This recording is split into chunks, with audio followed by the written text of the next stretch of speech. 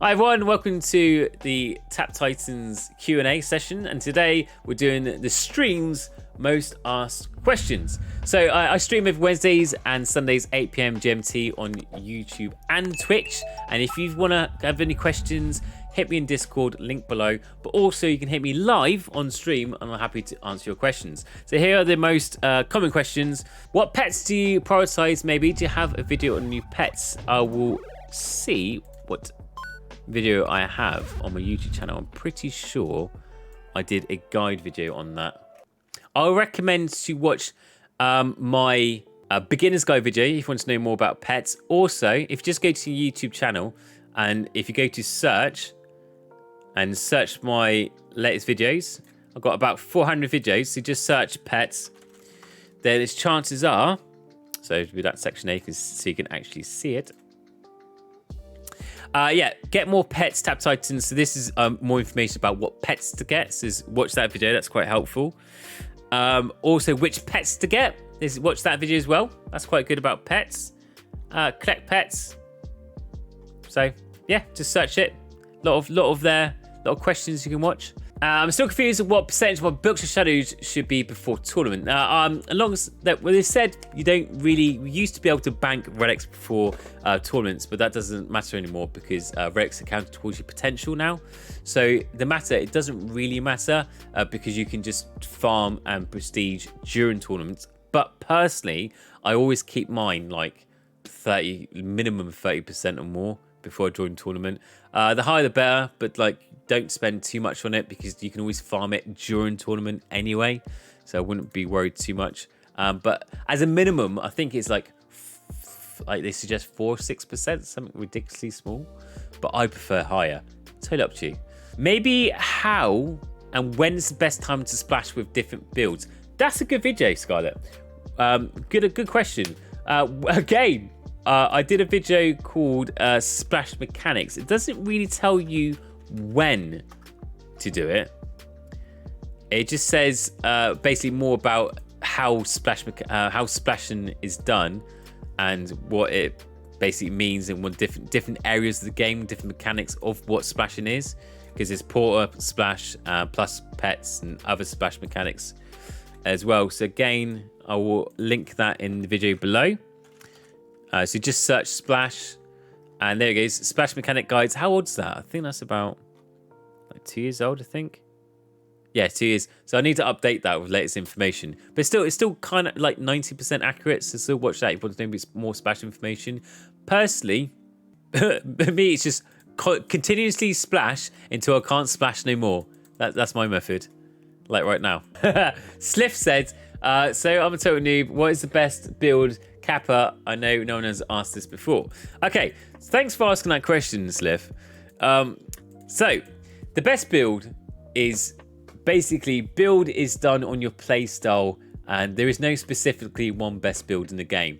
Now, saying that, if the beginning, you might not have enough skill points, equipment to use, say, Shadow Clone, Heavy Strike builds because they require a lot of mana and passive skills. So your choice would be pet build or clanship build as your beginner's build.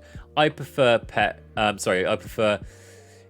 would be more if you are more active. So if you actively like to play and tap in, it's meant to be a little bit faster. But I prefer clanship because it's a bit stronger and you can push a bit better. It's easier to use. But that's just me. So I started with a clanship build. Now, when you're later and you got enough passive mana and skill points to save 1,000 skill points and mana, then you got choice of Heavy Strike or Shadow Clone. Shadow Clone's more farming, so if you're lazy, you're a bit busy person, can't play much, choose that. Heavy Strike's really active, so you want to really smash the game and play lots and push, and maybe go Heavy Strike. But it's totally up to you. But for the first two ones, I would suggest clanship. Saying that, I think, personally I think clanship is the best build. There you go. So what, bro? So you asked question anchoring shot or no. So if you look at the Compedium website, which basically is like a build guide, build optimizers and other various cool tools, you see on the clanship build, it says anchoring shot or not. anchoring shot, if you do include anchoring shot into your build, it makes it basically you push more. So you might push like an extra 100, 200 stages. Without it, it just makes you build faster. So it's up to you. Include anchoring shot if you're in tournament and you're struggling and you want to push more stages. Leave it out if you want to make it faster and do a bit more farming. So it's up to you. Dagger build. Do you know what? I've tried dagger build and I still can't reach my max stage. It's still not as good. I don't know if everyone else has the same problem, but I've swapped, well, not for about a month, but I still didn't find it that good of a build just yet. So Mike says, is the heavy strike calculator. So if you go to competition website, you can fill in information and it says RIP.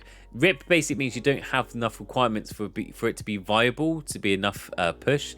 Is it worth trying? I wouldn't personally, because the diamonds you spend, if you're not VIP, how many? I think it's like 500 diamonds to reset your skill points. So it's quite a lot. And if you change it and it's weaker than your current build, you then got to change it back. And that's a lot of diamonds wasted, which you could use to buy in chest or more pets and bits and bobs. Like, as I said before, there's no point changing to early because all builds are roughly the same anyway. So if you're optimized fully and you've got the same skill points and equipment, all the builds roughly gain you the same amount of stages. It's all about playstyle. If you're a beginner player, then I'll recommend clanship and make it the best build you can. Concentrate on that. Keep getting first place in tournaments. And then later, if you get bored and you had enough of clanship, maybe swap builds. There's no point. If you're winning first place in tournament, why try to change what's not broken? So keep with clanship, make it an absolute beast.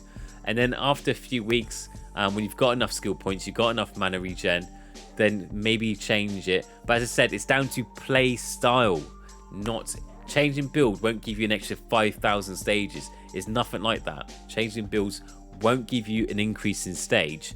It just makes you play a bit faster or a bit quicker, or maybe, for example, like Shadow Clone's a bit more chilled, so you don't have to actively hit your phone all the time. So it's more playstyle than it is advantage. I'm at 89k. I just wanted to go faster, that's why. But I don't think H8 will ever be viable because of that. I think about pacing out the rest of the talents. It's not going up. So if you want to make it faster, there's loads of other ways.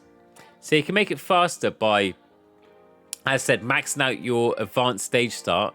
So, you know, being in a high clan, noble fencer, that kind of thing. Plus, you could do things like increasing your cloaking and there's other things as well. I'm quite surprised at 89k you've got RIP. You should have enough mana by then. I mean, how many skill points you got?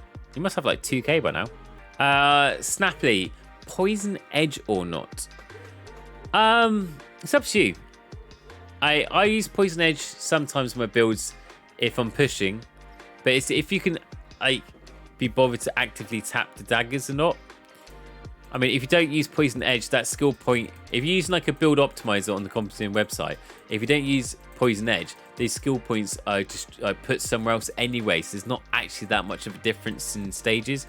I think, I don't know how many stages you gain with it, maybe like 50 stages or something. I don't know.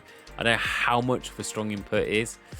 I do use them because I'm using heavy strike, which is a bit of a pushing build. But if you're like, say if you're using the Shadow Clone build, probably not, because that's like a very lazy build. You wouldn't be actively tapping anyway. If you're using the heavy strike push build or clanship push build, yeah, because you would be actively tapping it a lot anyway. No, Arthur, no. No.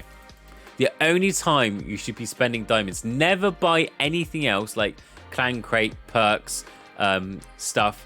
Only buy pets in shop, and even then, it's kind of like you should be saving your diamonds for maybe Titan chests if they're on offer, like double shards or double dusts.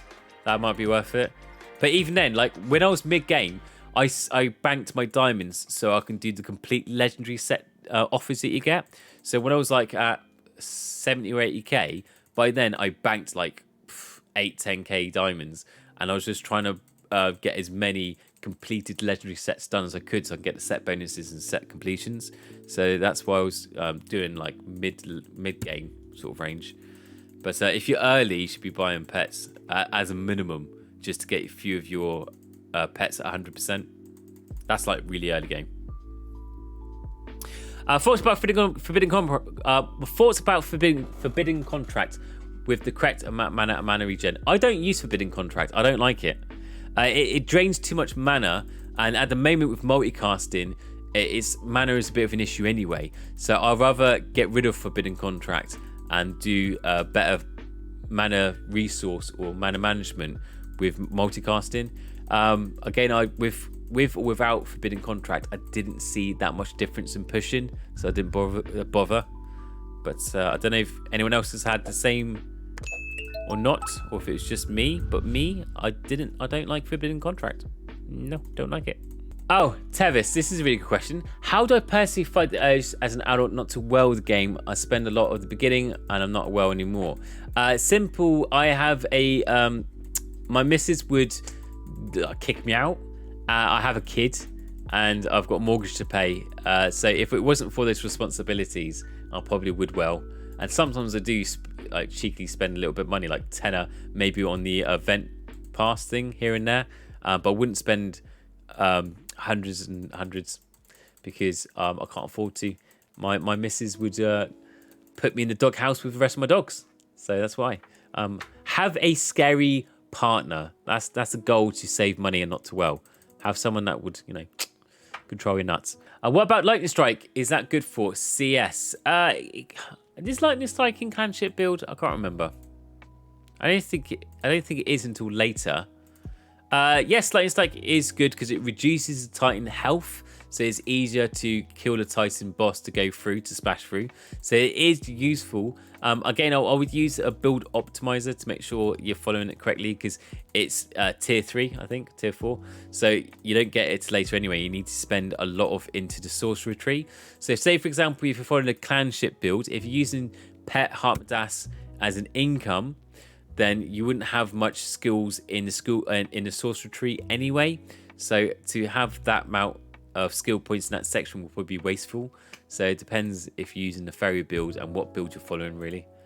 Is there a way to sort equipment by damage? It's not sorted by damage, but the equipment is not sorted by damage, so not like highest lowest. But GameHive have introduced a damage marker. So if you got the same type of equipment, it will have a green arrow if it's more powerful than the existing one.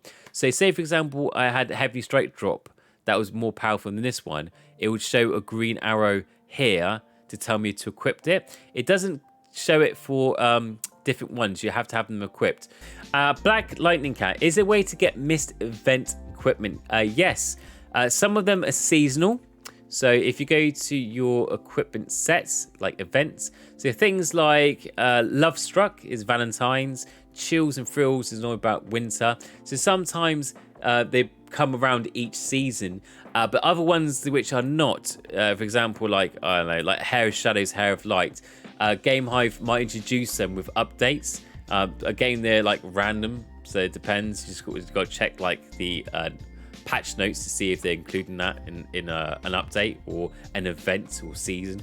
But most of them, majority of them, I'll say like 78% of them are seasonal. So when it comes around each year, they will do them again.